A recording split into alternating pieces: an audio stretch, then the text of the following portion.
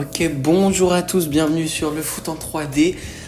Aujourd'hui, moi j'ai choisi de parler de la Ligue des Champions qui reprend ce mardi 22 octobre. Donc moi c'est et Angelo et Antoine feront deux autres sujets. La Ligue des Champions sur un format dit suisse. Donc c'est un format particulier parce que c'est un grand championnat. Donc un classement pour toutes les équipes, mais toutes les équipes ne vont pas s'affronter. Donc le classement qui va s'afficher pour vous sur votre écran, il y a Dortmund, Brest et Benfica à la troisième place, suivi par Leverkusen, Liverpool, Aston Villa, Juventus, Manchester City. Mais les clubs que j'attendais aux 8 premières places, c'est City qui est à la 8e place, mais on a Bayern, Barcelone, Real, donc 15e, 16e, 17e, et puis le PSG à 19e place, qui sont pas la place où j'attendais. Certes, ça fait 2 matchs, donc on peut pas trop parler. Mais ça va peut-être favoriser les épopées parce que les clubs sont donc fatigués avec le trop grand nombre de matchs. Si on reprend les propos de la Marca qui a laissé sur le journal, c'est la meilleure Ligue des Champions de l'histoire. Ça voudrait dire que ça serait la meilleure. Moi je voulais choisir 6 matchs cette année sur lesquels je vais un peu parler.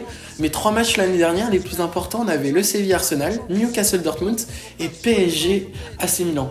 C'est 3 matchs comparés à cette année où il y en a 6, donc on voit le gros changement, 6 matchs très importants, 7, en regardant je vois qu'il y en a 7, qui sont aujourd'hui Juventus Turin face à Stuttgart, le mardi 22 octobre, à 21h. Après, le remake de la finale, Real Madrid face à Borussia Dortmund à 21h aussi. Paris-SG face au PSV Eindhoven à 21h aussi. Et puis Aston Villa Bologne pour le mardi 22 octobre à 21h aussi. Le mercredi 23 octobre, nous avons à 18h45 Brest Bayern Leverkusen, le 3e contre le 5e, si je ne dis pas de bêtises. Ça va être un match intéressant à Brest. Le 2e contre le 4e, excusez-moi.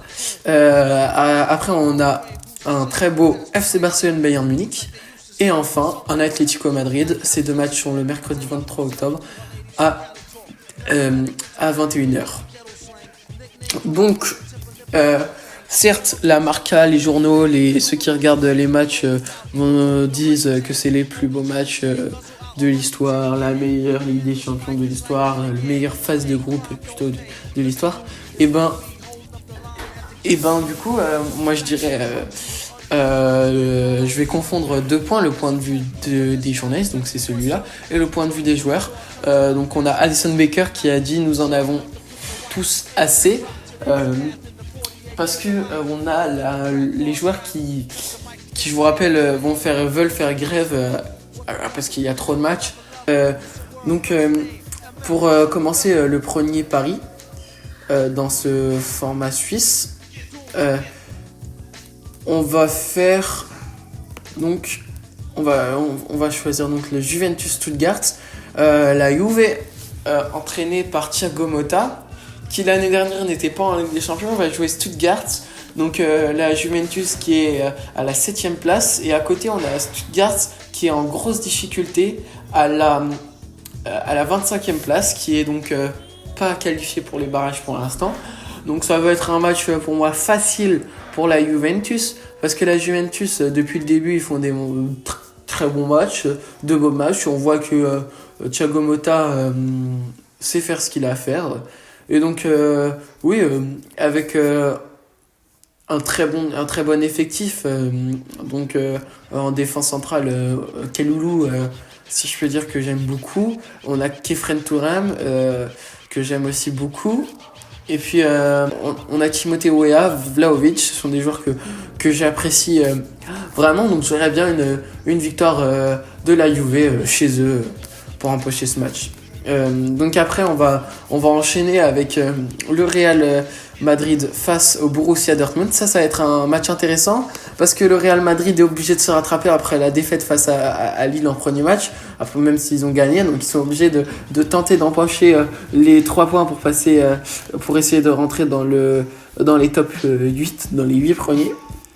Et Dortmund qui doit conserver sa place de premier, qu'ils réussissent à faire grâce à la différence de but.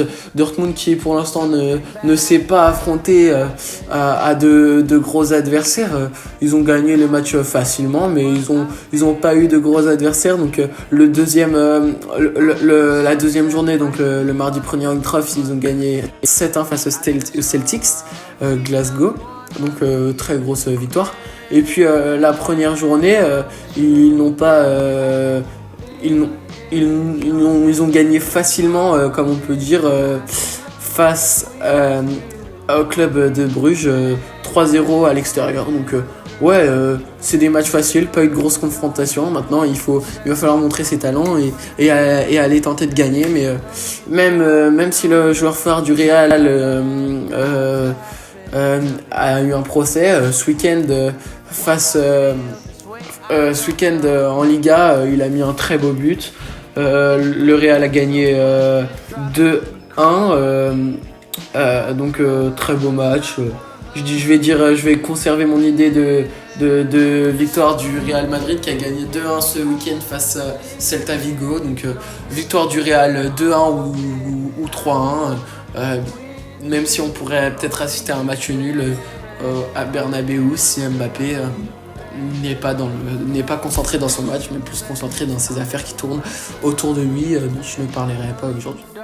Donc Paris Saint-Germain, PSV Eindhoven. Donc au début ça devait être un gros avantage pour le PSG qui avait appris que le PSV Eindhoven ne pourrait pas venir au Parc des Princes. Aujourd'hui, on a donc pu apprendre hier que ça a été cette décision a été changée. Les joueurs du PSV Eindhoven vont pouvoir venir, mais le PSG doit se rattraper dans cette Ligue des Champions. Une victoire, une défaite face à Arsenal à cause certes d'un Donnarumma. Est-ce que la prolongation de Enrique va leur faire du bien ?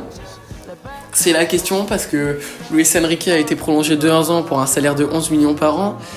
Moi je pense pas que c'est le bon coach parce que si on regarde Luis Enrique, il a jamais rien gagné avec sans grands joueurs, avec l'effectif qu'il a.